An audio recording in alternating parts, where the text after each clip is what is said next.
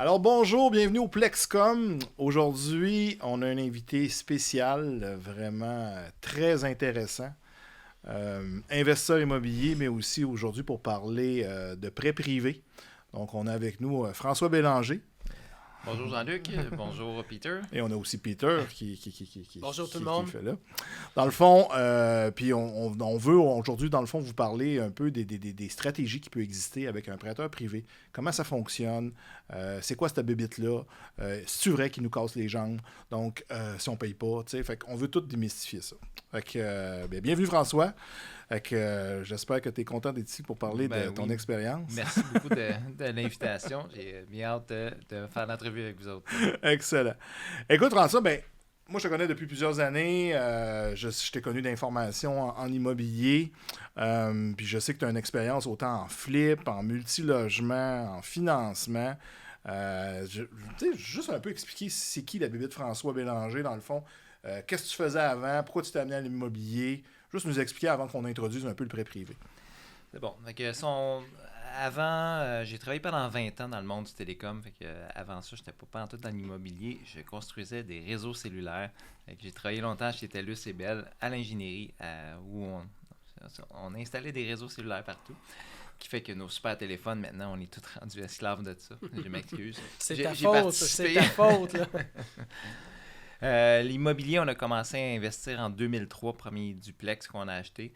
Tranquillement, là, mon père achetait de l'immobilier, c'était un rénovateur, il a fait beaucoup de rénovations comme ça. Fait que j'ai baigné là-dedans dans ma jeunesse. Fait que j'ai acheté mon premier immeuble de lui justement en 2003. Après ça, on a acheté des plus gros immeubles en 2008-2009. On a acheté un 12 logements. Puis ça a continué de fil en aiguille. On s'est mis à faire des flips, des locations options d'achat, une tonne de formation. Puis maintenant, on est rendu avec notre compagnie de gestion d'immeubles. On a 200 immeubles en gestion. Près de 200 immeubles en détention aussi. Tabarouette. Pas des portes, là, des immeubles. Des portes. Ah, des portes, OK. OK, ça aurait pu changer. Ça aurait pu changer, mais non, des portes. Un jour, on sait jamais. Peut-être. Effectivement, puis t'as monté même en détention, tu avais plusieurs portes. Ou c'est plusieurs de tes portes en gestion que tu avais? Plus de 700 portes en détention. Wow. On a liquidé, on a profité du marché aussi, puis on a racheté des partenaires, fait qu'on a liquidé pour pouvoir sortir certains partenaires. OK. Puis comment est venu, dans le fond, du fil en aiguille, le financement privé, mettons, comme outil d'investisseur avant que tu commences à en faire toi-même? À l'époque, je faisais des flips. Le prêt privé, c'est un outil très, très pratique pour les flips. Les banques n'aiment pas ça. Le premier flip, j'ai été capable de le financer avec une banque. J'avais un bon crédit, pas de problème. Deuxième, ça a passé. Troisième, ils disaient, mais hey, si tu nous rembourses aux 6 mois, ça ne nous intéresse plus. Non, effectivement. C'est comme ça que j'ai commencé à faire mes premiers flips comme emprunteur. Pas mes premiers flips, mes premiers prêts comme emprunteur en faisant du flip. J'avais passé à travers mon réseau, là, j'avais un peu de love money que j'ai été chercher, mais au-delà de ça, je suis allé chercher d'autres prêteurs qui nous ont prêté l'argent le temps du flip, là, faire les travaux puis la revente. C'est comme ça que ça a commencé dans ce côté-là. Fait que tu faisais des prêts court terme, j'imagine, sur 6 mois, le temps que tu faisais tes rénovations. Exactement. Le marché était un petit peu moins dynamique, fait que c'était peut-être du 7, 8, 9 mois dans ce temps-là. Mais certainement, c'était du prêt court terme là, à l'intérieur de 12 mois qu'on essaie de tourner le tout. OK. Puis comment t'es venu l'idée de commencer à offrir de l'investissement privé pour des investisseurs ou quand j'ai pris la décision, je me suis associé avec quelqu'un qui faisait déjà du prêt privé. Fait que j'ai appris sa business. Je cherchais, pour lâcher le corpo, je cherchais quelqu'un qui avait besoin d'aide dans sa business. Pour acheter un peu de structure, j'ai quelqu'un qui a toujours géré beaucoup de choses, beaucoup de projets. Fait que c'est ce que j'ai fait. Je suis allé rejoindre quelqu'un qui avait besoin d'organisation, de structure dans sa business. Puis sa business, c'était du prêt privé. Fait que c'est là que j'ai commencé à le faire tranquillement. Je suis tombé en amour avec cette façon de faire-là. Au fil du temps, là, je me suis mis à apprendre à connaître à connaître plusieurs investisseurs, puis travailler avec les investisseurs, je trouvais ça extrêmement stimulant. On a parlé tantôt d'un cas en particulier. Là. Il y a énormément de gens là, qu'on a donné des coups de pouce pour partir leur carrière, puis là maintenant ils sont partis, puis ils sont plus arrêtables. Comme prêteur, c'est une des choses plus gratifiantes là, qu'on peut voir quelqu'un qui a commencé sa carrière, puis on lui a donné le coup de pouce, puis après ça, il est parti, puis c'est sûr qu'il vient nous revoir, parce que quand il continue à faire des projets de façon assez intense, il continue à avoir besoin de capitaux pour avancer, mais le fait de pouvoir donner des coups de pouce à tous les investisseurs pour continuer à progresser dans leur carrière, là, c'est très, très gratifiant. Ah, cool. Puis comment, dans le fond, c'est structuré un prêt privé, contrairement à une banque conventionnelle? Comment qu'on va structurer ça? C'est quoi l'analyse que tu as besoin? C'est quoi les documents que tu vas avoir besoin pour être en mesure de dire, ben écoute, comment je peux faire ma stratégie de financement privé? Ben, si on commence un prêt privé de base, c'est structuré pas mal de la même façon qu'une banque. C'est une hypothèque. C'est fait avec un notaire, même chose. La base du document d'hypothèque, il ressemble beaucoup à l'hypothèque de la banque. C'est au niveau de l'analyse, puis comment on va regarder le dossier que la différence est plus significative. Par exemple, si on commence par le dossier de crédit, en fonction de c'est quoi le dossier, puis comment on prévoit rembourser, il est plus ou moins important le dossier de crédit. La banque va Quand tu parles de dossier de crédit, ça peut être sa cote de crédit. Ça peut être sa cote de crédit. Ça peut être sa valeur nette de l'individu. Fait qu'il y a plusieurs choses à ce niveau-là. Si on parle d'un flip, par exemple, le prêt va durer 6 mois. Ce qui est important dans l'analyse que moi je vais faire, premièrement, est-ce que l'emprunteur il est solide? Si jamais il y a un dépassement de coût, est-ce qu'il y a quelque chose pour être capable d'injecter des fonds au besoin? Fait que ça, c'est une des premières choses. Est-ce qu'il y a l'argent pour payer ses intérêts pendant les 6 mois, 12 mois du projet? L'autre partie. Par la suite, son plan de sortie, c'est vendre la maison. Fait que ça ne me dérange pas que son crédit soit plus ou moins bon dans la mesure où les fonds sont disponibles parce que je ne vais pas le garder comme client chez nous pendant 25 ans, contrairement à une banque. Fait que c'est pour ça que l'impact du dossier de crédit est moins grand. Évidemment, s'il a fait faillite puis il y a plein de monde en collection, on va regarder ça puis ça va donner des indices. Mais pour le reste, son ratio de couverture de dette, tout ça, c'est moins important tant que les valeurs sont là. Fait que c'est vraiment la base, la valeur de la propriété, la valeur du projet, la valeur des garanties. C'est ça qui va te guider pour faire ton analyse. Qui va te guider pour faire l'analyse. Puis quand on regarde l'emprunteur, c'est quoi son expérience, puis comment il est solide à gérer ce type de projet-là. Fait que sa job, elle m'importe moins dans ce dossier-là, contrairement à la banque. Mais c'est quoi ses compétences, sa formation, son expérience avec le projet qu'il veut mener à terme. Oui, effectivement. Fait que ça, c'est, mettons, pour au niveau du flip. Fait que, mettons qu'on sépare, mettons, pour un projet, mettons, d'optimisation de multilogement. Mettons, où ce que tu amènerais soit les fonds pour les rénovations, ou une partie du capital qui a besoin pour l'acquisition ou une construction, peut-être même d'immeubles. C'est quoi tu vas regarder? Oui, fait que toute la partie expérience va être encore là. Fait que c'est-tu le premier projet d'optimisation que cette personne-là va faire? Est-ce qu'il y a d'autres immeubles, c'est son premier? On va regarder toute l'analyse financière qui a été faite. C'est quoi la valeur économique aujourd'hui? La valeur économique Vous la regardez, la valeur économique? Oui, on la regarde, c'est sûr. Parce que c'est comme ça qu'il va nous rembourser avec son refinancement. C'est ça. C'est le plan de remboursement. Il faut regarder c'est quoi la valeur économique projetée, comment il va augmenter ses loyers, est-ce que c'est réaliste dans le marché.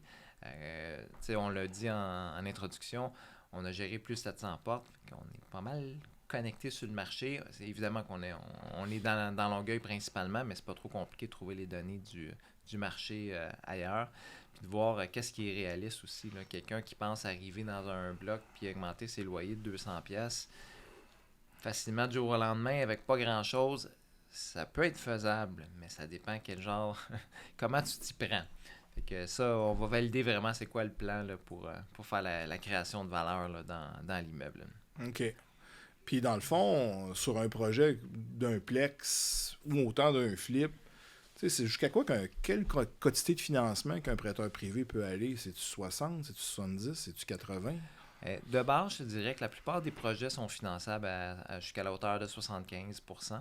Puis quand on va aller plus haut, mais c'est là qu'on va faire appel aux garanties collatérales qu'on appelle. Fait que les immeubles supplémentaires que cette personne-là ou un partenaire, ou un ami, ou un oncle, ou peu importe, peut venir ajouter dans la balance. Fait que si on veut, c'est ça, si on veut plus, qu'on peut même aller jusqu'à du 100 et 110% dans certains projets, mais on va venir chercher d'autres Tu vas aller chercher plus d'immeubles. Autrement dit, tu vas prendre l'immeuble en lien plus d'autres immeubles. Plus d'autres immeubles pour venir solidifier. À ce moment-là, la personne n'aurait pas de mise de fonds à mettre dans son projet. Exact. Fait que c'est un cas où elle n'a pas eu besoin de sortir de l'argent de sa poche. Elle a sorti de l'équité virtuelle un peu sur papier qu'elle est mise en garantie dans le projet. Vois-tu, Peter, ça se peut, des projets sans mise de fonds mais, encore? Je suis d'accord avec toi, mais en même temps, il vient de dire quelque chose. Puis, tu sais, souvent, on entend les clients dire « Ah, moi, j'ai acheté un immeuble, j'ai pas payé cher, mon prêteur privé m'a fait un financement à 100%. » Est-ce que ça peut arriver, admettons que je rachète une reprise de finances, je paye 300 000, mais ça vaut en valeur marchande 700 000, est-ce que tu vas m'offrir 100% de financement? Seulement sur cet immeuble-là. Ça dépend, c'est quoi notre relation, est-ce que c'est le premier prêt, puis il y a une analyse pas mal plus poussée. Fait que oui, ça pourrait être possible, mais il y a beaucoup de petites étoiles. J'ai une bonne valeur nette, tu as confiance en moi, on a fait d'autres avant, puis là, je te demande 100% de financement là-dessus. Peut-être que oui. Peut-être que oui, dans ce cas-là. Pour aider l'analyse, si on veut se mettre dans les souliers du prêteur, est-ce que je suis content de payer le prix du prêt si jamais il y a un problème? Fait que je t'ai prêté, disons, 300 000 dans ton immeuble. Est-ce que j'aurais payé 300 000 plus les frais judiciaires? Disons 350 000 pour ton immeuble. Si j'ai payé 350 000 pour ton immeuble, est-ce que je suis content? Oui. Là, ça peut être envisageable, certainement. OK. Puis là, je parle des frais judiciaires. C'est une autre partie aussi qui est là. Ça dépend des différents modèles d'affaires. La plupart des prêteurs ne sont pas là pour prêter. Fait qu'on va aussi s'assurer dans ton plan, je ne veux pas leur prendre ton immeuble. Je veux t'aider à progresser. Est-ce que ton plan, il tient la route? Si je te prête 100%, y a-t-il des chances que je sois obligé d'exercer un cours? Si la réponse est oui, mais là, on va peut-être changer la stratégie. C'est pour ça souvent que les garanties sont là. Puis les gens ont peut-être tendance à trouver que les prêteurs sont gourmands. Mais on vient se servir des garanties pour mettre un peu un garde-fou. Ben, parle-nous-en donc. Ça coûte combien un prêteur privé? Ça coûte pas cher. C'est combien ça rapporte. C'est ça qui est important. J'aime. C'est le sujet d'aujourd'hui. C'est le sujet d'aujourd'hui parce que dans un autre podcast, on a fait aussi le parallèle avec les frais d'un courtier hypothécaire. Puis c'est clairement pas ce que ça coûte, mais ce que ça rapporte. Mais ça rapporte quoi au juste? Ça rapporte... ça coûte quoi ou ça rapporte quoi? Moi, j'aime mieux que tu me dises combien ça rapporte parce que combien ça coûte, on peut s'en douter. Mais grâce à ton financement, je risque de me propulser beaucoup plus rapidement. Énormément. On a parlé... il y a souvent des gens qui vont aller chercher des partenaires, mais ils ne font pas nécessairement l'analyse à voir si je prends un partenaire qui vient mettre la mise de fonds, je lui donne 50% du projet, mais là, tu viens de laisser 50% de ton profit sur la table. Ouais. Si tu le fais en financement privé, selon le cas, ça va peut-être te coûter 20-30% de ton profit. Fait qu'il te reste encore un autre 20 à 30% supplémentaire que tu aurais laissé à ton partenaire financier. Attends une minute, tu es en train de me dire que tu factures 20 à 30% d'intérêt? Non. On parle du profit. Non, ça peut ressembler à quoi, un taux d'intérêt, disons, dans un projet normal? En temps normal, ça va être entre 12 et 15% là, pour l'hypothèque, entre premier et deuxième rang. Ouais. Les structures normales. Les taux les frais de dossier, c'est entre 2 et 3% là, selon les dossiers. Puis qu'est-ce que ça implique? Si on parle d'un projet de construction qui a plein de visites, des déboursés progressifs, c'est sûr qu'on va être plus proche du 3% parce qu'il y a quand même beaucoup de travail versus un projet où tu prêtes au début puis on se revoit dans un an à la fin du projet. Fait que, techniquement, ça peut représenter effectivement beaucoup de dollars. On prend un prêt d'1 million, on dit on a un taux d'intérêt, mettons, de 12%, fait qu'un million, c'est 120 000, sur 6 mois, c'est 60 000 par année. Si on va chercher, mettons, c'est un déboursé progressif, c'est une construction, on parle d'un 30 000, fait que ça peut coûter 90 000 pour un 6 mois en frais de financement. C'est souvent ce que des fois les gens vont se poser comme question. Puis nous autres, comme professionnels, on se doit de l'expliquer aux clients. Je pense que vous le faites aussi d'ailleurs quand vous détaillez vos offres.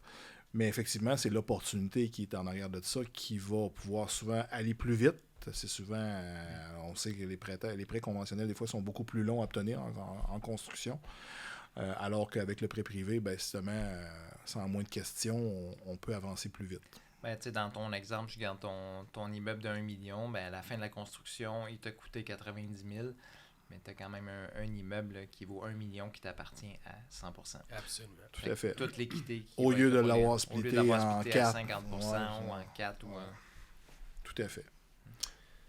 Peut-être une question qui va peut-être éclairer d'autres choses, qui va permettre à François de nous expliquer. Tu parlais tantôt d'un taux d'intérêt à 12, puis d'un frais à 3, par exemple. Pourquoi pas me charger 15? Point final. Pourquoi un taux d'intérêt sur le prêt puis un frais de dossier en plus? C'est un bon point, ça. C'est une très bonne question. C'est une très bonne question. Plusieurs raisons là-dedans. Ben, le frais il est payable au départ aussi. Oui. Fait que c'est vraiment c'est comme la paye de l'analyse parce qu'il y a plusieurs personnes impliquées dans le niveau de l'analyse. Puis à la limite, si je me sers pas de mon prêt, tu as fait quand même un certain rendement. Ouais, mais habituellement, moi, je facture pas. Si je fais pas le dossier, je le facture pas. C'est payable chez le notaire. OK. Fait que non, c'est pas un frais qui va être chargé avant. Là, c'est vraiment payé quand la journée du décaissement. OK. Fait que ça, c'est une chose. Puis au niveau du rendement, ben, c'est deux choses qu'on sépare. Fait qu'il y a les frais de l'analyse et les frais de... tu sais, chacun des prêteurs a son modèle d'affaires, puis ils peuvent le travailler. Des prêteurs qui vont faire 15% pas de frais, d'autres qui vont faire 12 plus 3 ou 12 plus 2, ou 14 plus 1. Fait que il y a une structure autant fiscale d'organisation du travail, puis comment c'est fait, comment les gens travaillent avec des partenaires. Moi, je travaille avec beaucoup de partenaires prêteurs, fait que des gens qui veulent faire du prêt, mais qui ont peut-être pas l'expertise et l'expérience que j'ai, puis qui veulent avoir ils veulent avoir un bon rendement. Ils veulent pas s'occuper de toute cette partie-là, fait qu'ils vont venir travailler avec moi puis utiliser ça. Fait que ça aussi, ça me permet de pouvoir me rémunérer en faisant ça, en chargeant les frais de dossier. C'est ton salaire. Parce que je pense que les frais, l'intérêt n'est pas taxable, mais je pense que les frais de dossier le sont, hein, dépendamment de... Ça dépend de la structure fiscale. Ça dépend de la structure, parce que effectivement, c'est ce que j'ai remarqué avec... dépendamment de certains privés où ce qui chargeait justement TPS-TVQ sur les frais de gestion. Puis, il y a l'autre volet aussi, c'est qu'il y en a un qui est un revenu passif, l'autre qui est un revenu actif. Ah, tout à fait. Au niveau de qui doit expliquer la différence. Excellent, excellent. Je veux me servir, on entend souvent ça comme légende urbaine, de la mise de fonds. Dans le fond, j'ai pas ma mise de fonds, je vais prendre un prêteur privé pour la mettre. C'est-tu des choses qui sont possibles? Nous autres, on sait qu'au niveau financement, on ne peut pas emprunter une mise de fonds, mais on sait qu'il y a peut-être aussi des stratégies qui peuvent le faire pour que ça puisse devenir admissible. Oui, il y a plusieurs stratégies créatives pour réussir à faire des mises de fonds, mais tu montres tout de suite un des mythes. Si tu pars dans la vie, tu es cassé, tu n'as pas une scène, emprunter une mise de fonds, c'est pas une bonne idée. Non, c'est pas une bonne idée. Puis ça ne fonctionnera pas non plus. Pour être capable de faire un zéro mise de fonds, à moins de tomber sur quelque chose de vraiment exceptionnel, comme ton cas de tantôt, là, de l'immeuble de 900 000 que tu as. On s'entend que c'est assez rare rare aujourd'hui c'est avec assez les rare. valeurs. Il faut que ça vienne de ton oncle ou whatever. Vraiment quelque chose de très très spécial. Ça pourrait être l'exception qui défie la règle. Mais sinon, ça prend des garanties qui viennent ailleurs. Fait que oui, j'en ai fait du financement où l'investisseur n'a pas eu besoin de mettre une mise de fonds. On s'est appuyé sur d'autres immeubles. Pour respecter les normes les banques. C'est comme si tu avais participé à un refinancement d'une propriété. Exactement. Pour le faire. C'est ce qu'on a fait. On est allé prendre une deuxième hypothèque sur 1, 2, 3, 4, 5 immeubles même. Puis c'est là qu'on a utilisé les fonds pour pouvoir faire la mise de fonds. Puis au niveau, est-ce que ça arrive des fois comme prêteur privé que tu vas embarquer comme actionnaire sur des projets ou est-ce que là, l'argent qui est fourni devient à ce moment-là un investisseur? Oui, ça peut arriver selon le deal. Je fais pas beaucoup de partenariats parce que c'est pas mon modèle d'affaires. Quand je fais beaucoup de projets de mon côté, fait que je suis plus du genre à faire un projet et aller chercher des investisseurs qu'à être investisseur passif dans un projet. Par contre, pour être conforme aux yeux de la banque, ça peut arriver des fois que l'investisseur va nous donner des actions de la compagnie. Comme ça, notre prêt devient l'équivalent d'une participation en équité. Puis là, on vient respecter les normes de la banque. Ça aussi, c'est important. Il faut trouver des moyens créatifs, mais il faut rester quand même dans la légalité. Dans l'égalité des choses. Tout à fait. Excellent. As-tu des exemples de cas que tu as fait, mettons, qui sont un peu de l'ordinaire, des cas difficiles, des choses où que vraiment un dossier de prêteur privé va beaucoup plus s'adapter qu'un dossier standard? Oui, mais j'ai un bel exemple qui me vient en tête. Dernièrement, au début de l'année, je pense que j'ai financé un ancien bar de danseuse. De danseuse nue, là. De danseuse On nue. ne parlait pas de danseuse de ballet. Ouais. Non. OK. Avant la COVID ou pendant la COVID? Pendant la COVID. Pendant Ça la devait être des COVID. business qui avaient un peu plus de Il n'y avait pas de visite d'inventaire dans ce cas-là. Non, ça, c'est il n'y sûr, avait pas ça, c'est- d'inventaire. Il restait les portes western, il était encore là. Fait que c'est un bel exemple d'un immeuble qui, à une certaine époque, avait une certaine valeur pendant la COVID, mais évidemment, c'était Non. complètement mort. Puis on sait que nous autres, Peter, au niveau des banques, c'est pas la chose la plus Non, facile clairement. à faire. Clairement, c'est tu sais, impossible. Les banques ont beaucoup le risque réputationnel. Fait que tout ce qui peut jouer un peu avec la réputation de la banque, souvent, ils se mouilleront même pas.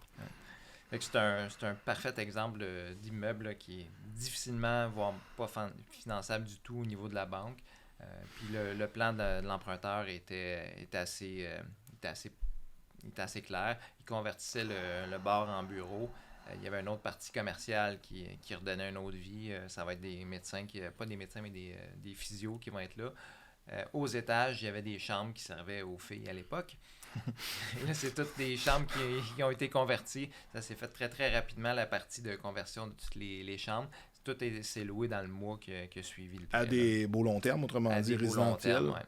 Fait que ça sera pas tellement long. Ils s'en viennent, il restait quelques étapes, puis ils vont pouvoir aller faire leur financement bancaire. C'est spécial. Maintenant, cet immeuble-là, les banques voulaient rien savoir. Là, ils veulent tout, hein? Ben, là, ils veulent tout l'avoir parce qu'il y a des beaux commerciaux, il y a des beaux résidentiels. Fait que là, ça les intéresse. Dans le fond, c'est pas une question d'immeuble, c'est une question d'usage.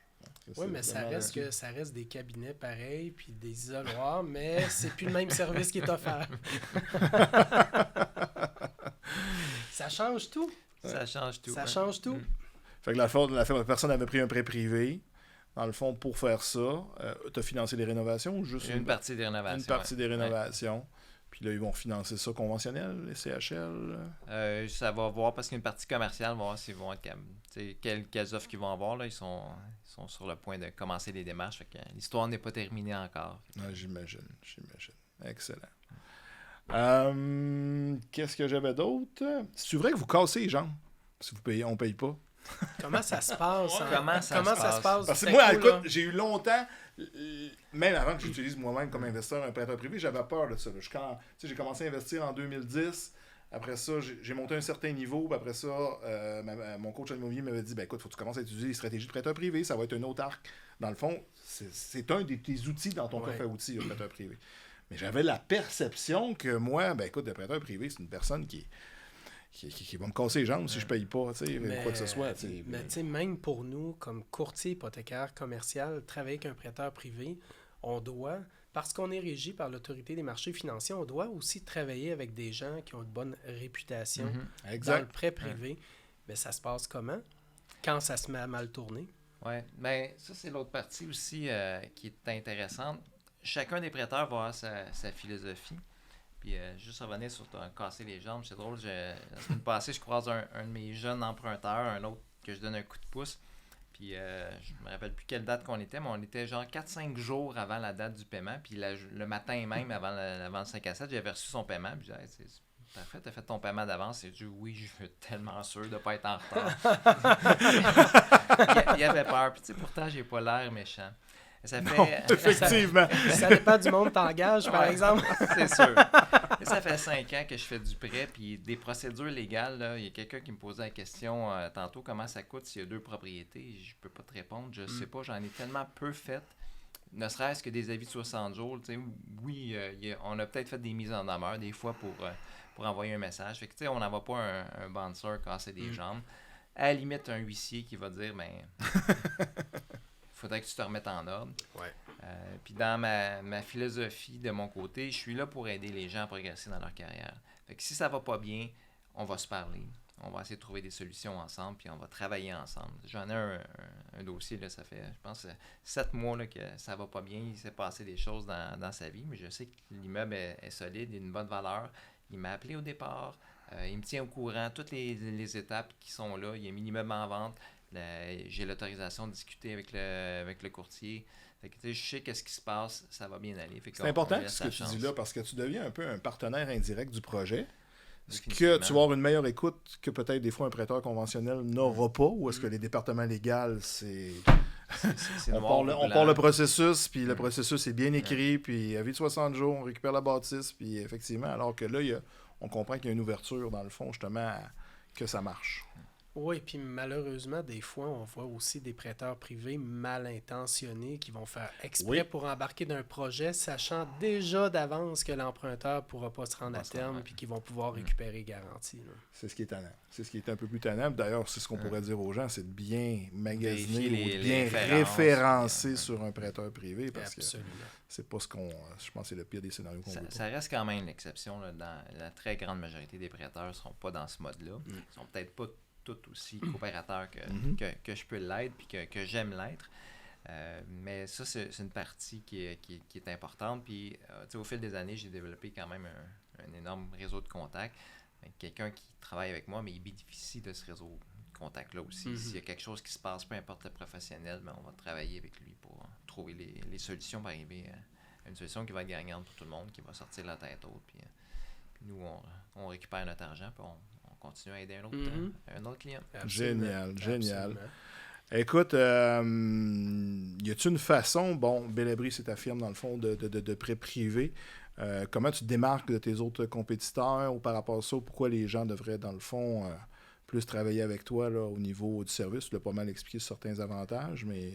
Oui, bien si je regarde les différents prêteurs sur le marché, il y a beaucoup de prêteurs. Il y en a plus qu'avant, hein? Il y en a beaucoup plus qu'avant parce que c'est une façon le fun de faire de l'immobilier. Puis une des autres raisons aussi, c'est rendu, la barrière à l'entrée est difficile pour rentrer. Si tu veux t'acheter un immeuble, c'est de plus en plus difficile. Il y a beaucoup de monde qui veut l'acheter. Ouais. Il y a des gens qui, historiquement, ils avaient un peu d'argent, il y avait un 200-300 000, ben, ils allaient s'acheter un immeuble, puis ils mettaient ça là-dedans, ça devenait leur fonds de retraite, ça donnait un certain cash flow, un flux de trésorerie à chaque mois. Les immeubles, maintenant, ils permettent un peu moins ça. Le prêt privé, ça peut permettre ça. Fait que ça fait qu'il y a un petit peu plus de monde, mais souvent, c'est des gens qui sont un peu moins expérimentés en immobilier, qui ont eu de l'argent de différentes autres sources, et qui sont pas autant connectés sur le marché. Moi, j'ai encore des immeubles, je fais des projets de rénovation, je fais du financement. Je passe énormément de temps dans des événements de réseautage en 5 à 7 en formation. Fait que je suis très, très connecté sur ce qui se passe sur le marché. C'est quoi les facilités et les difficultés de financement, de vente et ainsi de suite. Fait que tout ça vient avec dans le package. Vous avez comme un mini coach inclus dans oui, tout à fait. dans votre prêt. Fait que j'en tiens compte dans mes analyses, puis quand c'est en cours de projet, mais c'est là aussi, il y a beaucoup de clients qui apprécient là, quand on va faire une visite de chantier ensemble, on discute de ce qui se passe, puis des fois je vais challenger un petit peu les plans pour histoire de faire quelque chose d'un peu mieux. Fait que ça, c'est un des plus des différenciateurs, très connecté sur le marché, encore très actif. J'ai ma licence d'entrepreneur général, il y a plein de choses que j'ai faites puis je continue à faire. Que je reste un passionné d'immobilier encore actif. Tout à fait. Beaucoup de projets qui s'en viennent ou... Beaucoup de projets qui s'en viennent. Actuellement, on fait la conversion d'un 24 logements. On avait une résidence pour personnes âgées qu'on convertit en 24 logements. C'est pas mal de choses. Tu t'ennuies pas. Je m'ennuie pas du tout. Puis quand celui-là va être terminé, mais c'est sûr qu'on est en parallèle toujours en recherche d'autres immeubles, d'autres genres de projets du genre où on va pouvoir créer de la valeur. C'est toujours ça qu'on cherche. C'est quoi les immeubles sur lesquels on peut améliorer puis créer de la valeur. C'est ce qu'on faisait quand on faisait du flip. Maintenant, on le fait avec les immeubles multilogements. Comment on fait pour toujours améliorer ça. Tout à fait. Peut-être une dernière question à François. Ton sweet spot au niveau financement, minimum, maximum, qu'est-ce que tu recherches exactement? Les prêts que j'aime faire, c'est entre 100 et 1 million. Sweet spot, là, si on est dans le milieu, là, entre 500 000. 350, 750, c'est parfait. Ça va bien, ça roule. 6 à 12 mois. C'est les termes qui sont, de façon générale, de toute façon, si ton projet prend plus que 12 mois, il y a un problème. Il y a peut-être un problème. Ça vaut peut-être la peine de retravailler le plan. Ouais. Mais c'est ça, un 6 mois dans ce range-là, c'est ceux qui roulent, qui est le sweet spot, comme tu dis. Super. Excellent. Mais merci beaucoup, François, de Merci. te prêter au podcast. Merci Super beaucoup, apprécié. messieurs. Alors, merci beaucoup. J'espère que vous avez apprécié. J'espère que vous avez compris qu'un prêteur privé n'est pas nécessairement quelqu'un qui va briser vos jambes. C'est un outil de plus dans votre coffre à outils. Donc, merci beaucoup et à la prochaine.